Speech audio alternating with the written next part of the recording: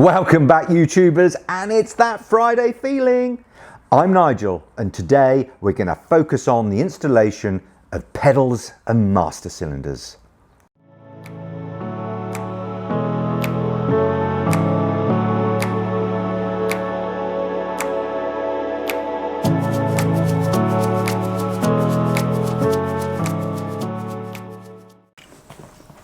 Firstly, a huge thank you for all you out there supporting this channel. Just after 4 episodes in a month, I've had over 200,000 views. So I'm just blown away. But obviously you like the content, so I'm going to keep producing it as quickly as I can. Now, you can probably see behind me, the RS condition is 1 today. That means it's very chilled, very relaxed. And the reason why we're going to install the pedals and the master cylinders. And that as a job is probably an evening. Very chilled, couple of hours of work, enough to assemble, sit back, crack open a beer and relax and just admire. So the first thing we're going to do is crack open that pedal assembly box and see what Ultima provide to do this job. Here we go then, let's open up this box. Oh, I still love that noise. All right, in here we have all the components for the pedal assembly. And let's see what we have.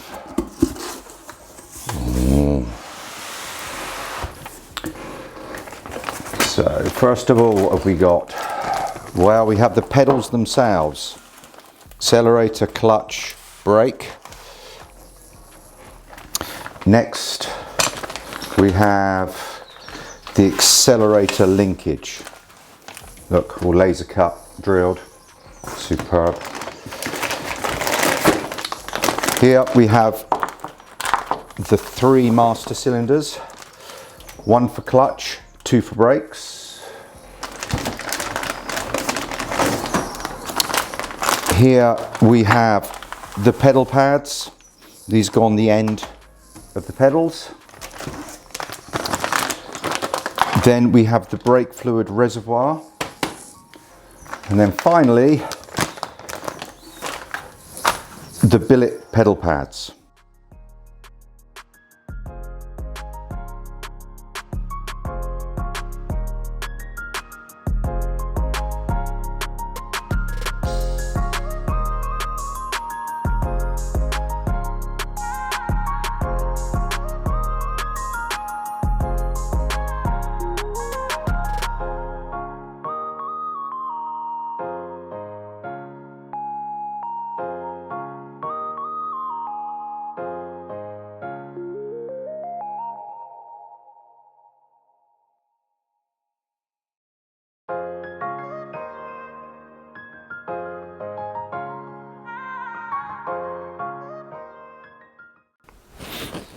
Let me introduce machine vise.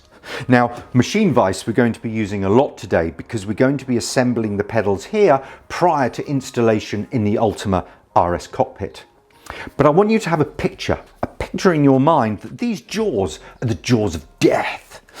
These jaws, with all their serrations, when clamping down on billet alloy, when clamping down on very delicate powder coating, can leave scars, can leave puncture wounds, which of course we don't want on these beautiful components supplied by Ultima. So what do? We introduce these soft jaw covers. Now, relatively inexpensive. Once these are in place, jaws has been converted to your favorite granny. Just imagine just clamping those components softly, firm enough so you can work on them, but not too hard that you leave an impression. And on that note, I think we better get on.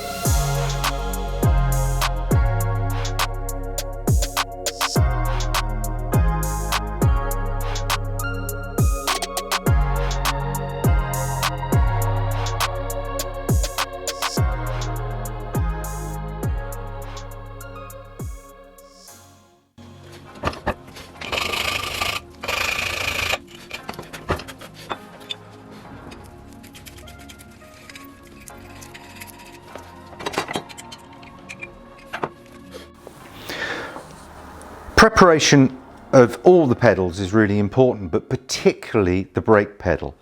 Firstly, there is the bush that needs to comfortably move in and out, so therefore it offers minimal resistance when the pedal is in operation. In addition, this larger hole here actually receives the brake balance bar, and as you can see, it will not fit in due to powder coating being left on the inside of the hole. Now, I haven't got a reamer that size, and I'm sure most people don't, so I've got a very large drill bit. Actually, it's a wood drill bit that is slightly undersized, and then just wrapped emery paper around the drill bit so it's really tight in the hole, and then I go in and out, slowly removing that powder coating. So I've been working at this for quite a while, and I've managed to get all the powder coating off the inside of that tube. So now this balance bar is just a perfect interference fit. Don't worry about the exposed steel. We're going to put grease in there. So if we now pop the balance bar through, we can put on the other side to lock it into place.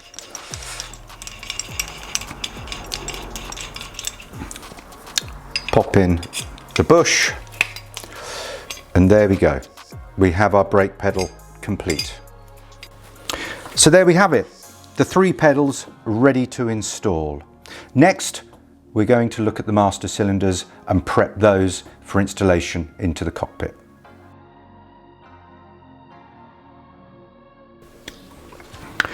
The Ultima RS has 3 master cylinders, 1 for the clutch, 2 for the brakes. Now, the reason why the RS has 2 brake master cylinders, unlike most road cars that just have 1, it's to allow for optimum brake balance using the brake balance bar if you want to track the vehicle and change front and rear braking bias. Now, the clutch master cylinder is ready to bolt in. There's no prep needed for that whatsoever. However, for the brake master cylinders, it's a little bit different. And let me move over to the vise. Now, with the brake master cylinders, there are 2 things we have to do before installing them in the car. Now, as you can see here, there is a rubber band which comes with the master cylinder, but for the RS installation is not required. So this needs removing, and what that does is it allows the master cylinder to just go through the holes in the bulkhead with minimal clearance. So what we need to do is to ensure that we can rotate this shaft is pull back this boot like so, get a small amount of grease and pop it on this mating surface. And what this will do is this will just reduce the amount of friction and allow the boot to rotate easily. So if we put that on, there we go. Put the master cylinders onto the bulkhead. What we do is we apply a very thin bead of sealant. This ensures that there's no water ingress if for any reason water was to get in this part of the cabin.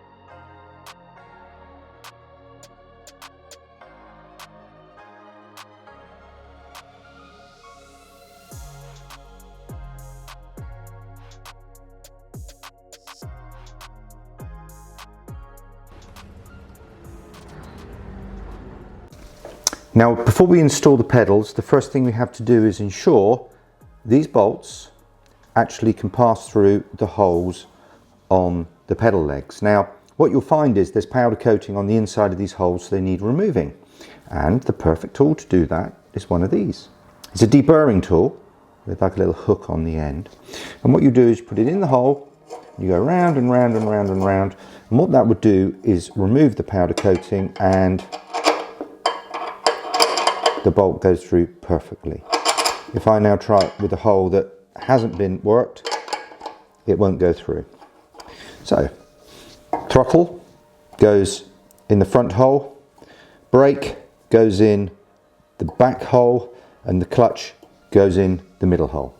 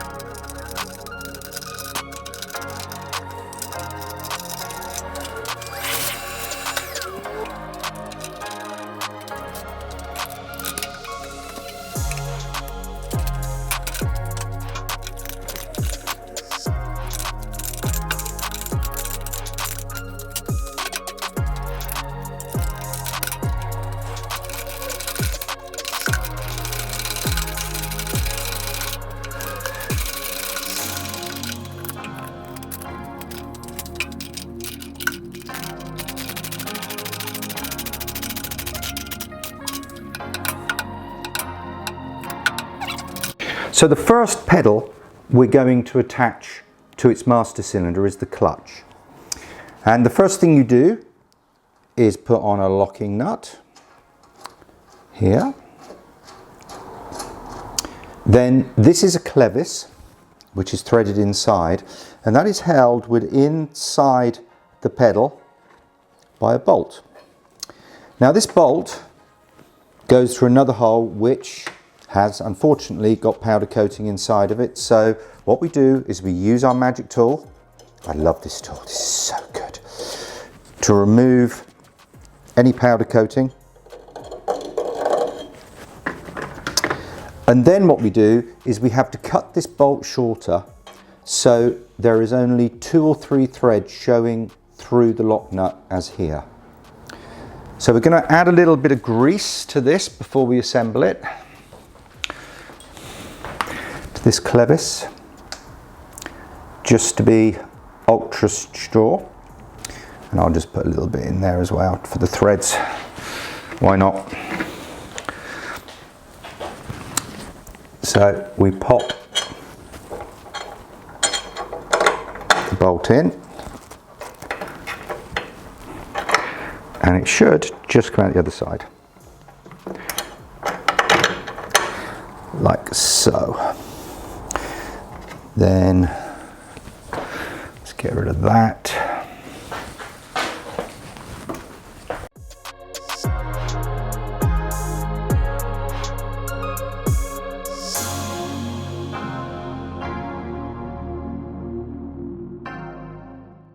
You bring the clevis up to the push rod and spin it in. Now Ultima provide you a measurement of 175 to 170 millimeters from the face of the pedal to the bulkhead.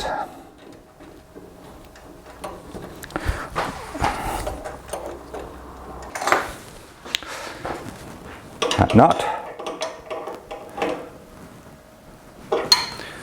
And there we go. It's complete. We have ourselves a clutch pedal. Let's see if it works. Yeah,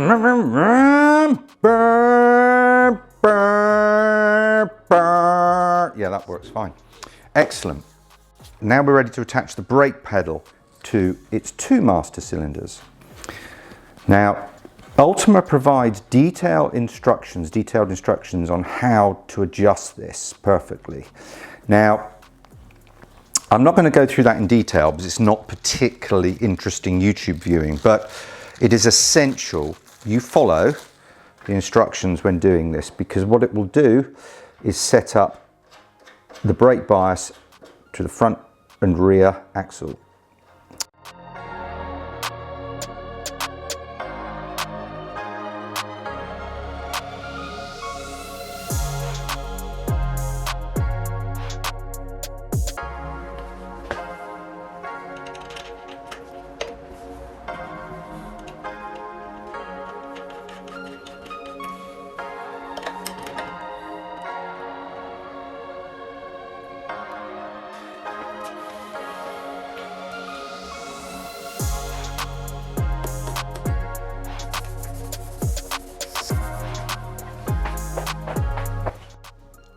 There you go, 3 pedals.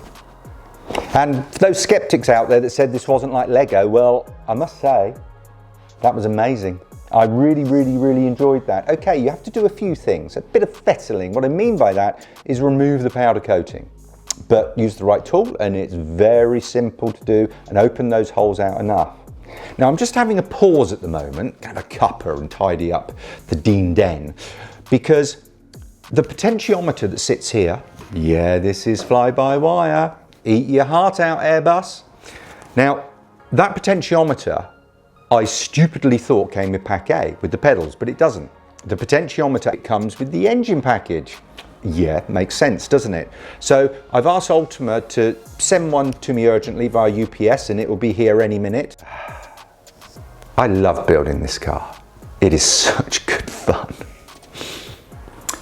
So while we wait for Mr. UPS to bring my throttle potentiometer, I thought I'd do a little walk round of the chassis. And the reason I want to do this is I've been working on this car now for about 3 weeks. And every time I do something, I compare it to 21 years ago when I built a GTR. Now I can see on this chassis, there has been a lot of modification compared to that original car, which is a great shout out to Ultima for this continued development, because the GTR in its day was a world-beating car, as is the RS. So the GTR had multiple world records, 0 to 60, 0 to 100 to 0, and also lateral load on a circular track. But what I managed to dig up on some old Video 8 tapes was me building my GTR. And I'll just pop it up in the corner there. And what I'm going to do is just walk around this Ultima RS, and you can do the comparison yourself to see where the extra chassis members are. Now, looking on the Ultima website, they say there are 21 additional chassis members, 21 compared to the original GTR.